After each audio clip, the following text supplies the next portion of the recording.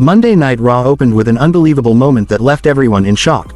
Braun Breaker and Bronson Reed betrayed Seth Rollins, the man who treated them like his own family. The question was, why? What led to such a dramatic twist? The show kicked off with The Vision, himself, Seth Rollins, entering the arena to loud chants of, "This is awesome." Grabbing the microphone from Paul Heyman, Seth welcomed the fans in Perth, Australia, declaring proudly, "Welcome to Monday Night Rollins." He boasted about defeating Cody Rhodes and called himself the new crown jewel and world heavyweight champion.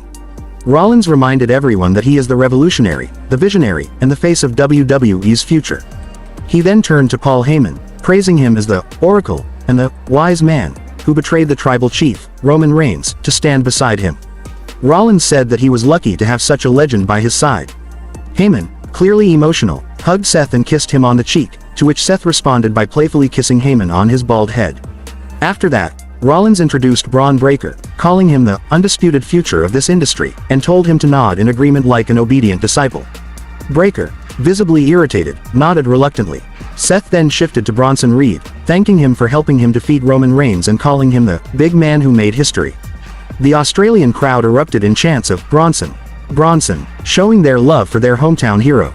Seth continued his speech, even jokingly declaring that Bronson Reed was the new tribal chief.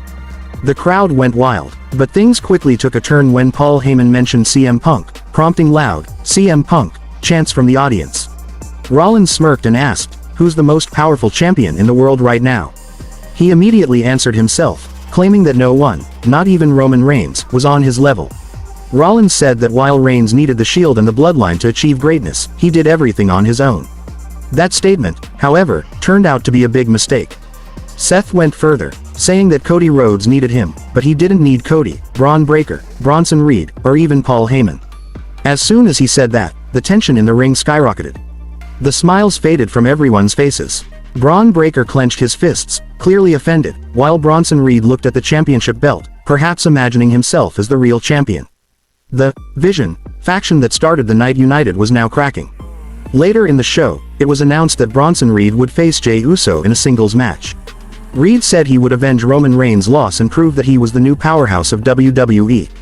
Jey Uso reminded him that thinking like Roman had cost many men their titles. The match began, and despite Jey Uso's best efforts, Reed's raw strength proved too much.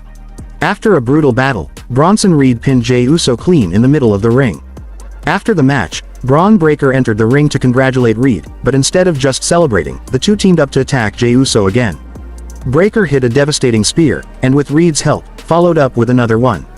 As they prepared to deliver a third spear near the barricade, Jimmy Uso's entrance music hit. Jimmy stormed down to the ring, attacking Breaker and Reed, forcing them to retreat. However, in the chaos, Jimmy suffered a minor injury, which put his upcoming main event match in jeopardy. Frustrated, he argued with his brother Jay backstage, and the tension between the Usos grew even deeper. Meanwhile, in the main event setup, a huge triple threat match was scheduled, LA Knight vs. CM Punk vs. Jey Uso to determine the #1 contender for the World Heavyweight Championship. Backstage, Seth Rollins was celebrating with his faction, telling them that the next 6, 12, or 18 months were going to be legendary. He said he could feel something big coming.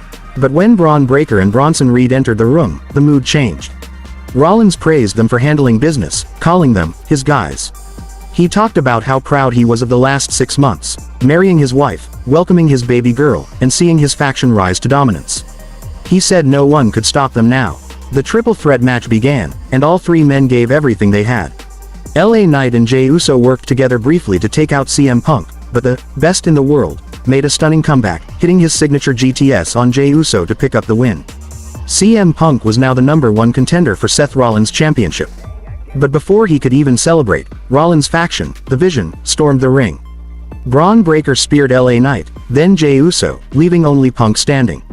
Seth Rollins walked down with his title, smirking, as CM Punk struggled to his feet. Inside the ring, Rollins mocked Punk, saying, "This is my title, my company, my world." As he lifted the belt, Paul Heyman whispered something to Braun Breaker. The young powerhouse didn't look pleased. Suddenly, in a shocking moment, Breaker speared Seth Rollins right in the middle of the ring. The crowd exploded in disbelief. Paul Heyman's jaw dropped as he watched Rollins lying motionless.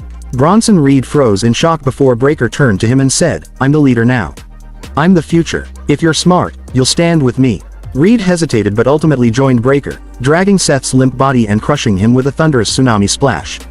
It was clear, the faction was dead. Rollins' own arrogance had cost him everything. Heyman tried to protect Seth, shouting for Breakker and Reed to stop, but Breakker grabbed Heyman by the collar and pulled the championship belt away from Rollins' body. With no other option, Heyman reluctantly raised their hands in victory. The crowd erupted in boos as WWE's newest alliance was formed: Breakker, Reed, and Heyman. Fans online began calling it karma. Years ago, Seth Rollins betrayed Roman Reigns in almost the same way, and now the cycle had come full circle. WWE officials later posted online that the future is now, hinting that this was only the beginning.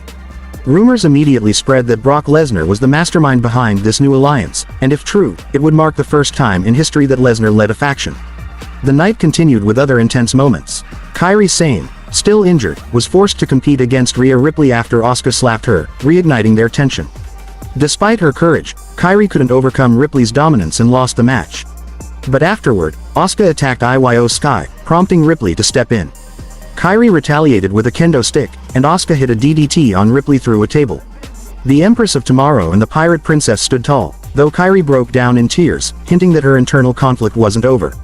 Later, Dominic Mysterio defended his North American title successfully in a brutal match, even using a hammer to retain his championship. Shockingly, the crowd actually started cheering for him, a sign that the fans were beginning to respect his growth. Observant fans noticed a new tattoo on Dominic's neck, adding fuel to speculation about his new persona. Backstage, AJ Styles met with Adam Pearce, praising John Cena's performance at Crown Jewel but admitting disappointment over his own loss. Pearce comforted him, saying both men created magic in the ring. Dominic then interrupted, bragging about his victory and complaining about being booked against Rusev next week. AJ mocked him, saying, "Thanks for the idea, why don't I challenge Finn and JD for the tag team titles next week?" Pearce approved, giving AJ Styles and a mystery partner a huge match for next week's Raw. The women's tag team division also saw progress, as Bayley and Lyra Valkyria defeated Roxanne Perez and Raquel Rodriguez in a thrilling match.